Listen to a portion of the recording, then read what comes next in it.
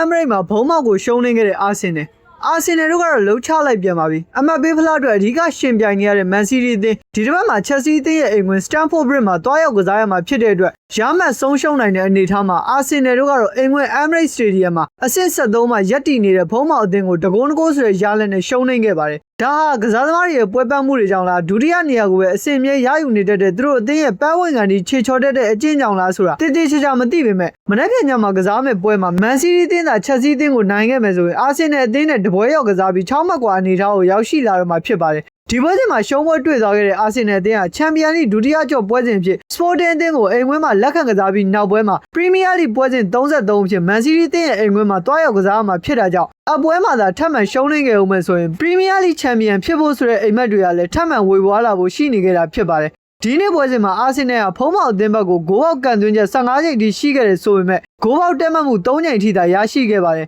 ဒီပွဲရဲ့အဖွင့်ဂိုးကိုတော့ဘုံမောက်အသင်းကစတင်ရရှိခဲ့တာဖြစ်ပြီးတော့ပွဲကစားချိန်18မိနစ်မှာတင် Junior Crosby ကသွင်းယူပေးခဲ့ပါတယ်အာဆင်နယ်အသင်းအတွက်ခြေပါဂိုးကိုတော့ပွဲကစားချိန်33မိနစ်မှာလက်ထိဘော်ကနေရရှိခဲ့တဲ့ပင်နယ်တီကနေတစ်ဆင့် Victor Yogert ကပြန်လည်သွင်းယူပေးခဲ့ပါတယ်ဒုတိယပိုင်းစပြီးတော့မိနစ်50အကျော်မှာတဲ့အာဆင်နယ်အသင်းနီးပြအာဒီတာတယောက်လူစားလဲမှု3ခုကိုတပြိုင်နက်တည်းပြုလုပ်ပြီးပြိုင်ပွဲကိုစိုးမိုးဖို့ကြိုးစားခဲ့တယ်ဆိုပေမဲ့ဘုံမောက်အသင်းကသာဂိုးထပ်မံရရှိခဲ့ပြီးတော့ပွဲသားချိန်84မိနစ်မှာ Alex Scott က Everton ရဲ့ပေးပို့မှုကနေတစ်ဆင့်သွင်းယူခဲ့ပါတယ်ဒီရှုံးပွဲကြောင့်ပဲအာဆင်နယ်အသင်းကနောက်တစ်ပတ်တနင်္ဂနွေနေ့မှာကစားမယ့် Man City အသင်းနဲ့ပွဲစဉ်မှာအနိုင်ရရှိဖို့အရေးကြီးလိုအပ်လာခဲ့ပြီပဲဖြစ်ပါတယ်